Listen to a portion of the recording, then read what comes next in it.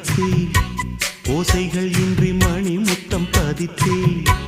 பழச்சாரையும் இளநீரையும் பரிமாற வேண்டும் தினமும் அந்திப்பகல் வந்ததொரு இன்ப மயக்கம் அஞ்சு விரல் பட்ட இடம் மெல்லச் சிலிர்க்கும் எங்கெங்கே தொட்டாலும் அம்மம்மா உற்சாகம் அங்கங்கே உண்டாகும் வா கன்னத்தில் கன்னம் வைக்க ஒத்துக்கு ஒத்துக்கு கன்னி போகும் ஒத்திப்போ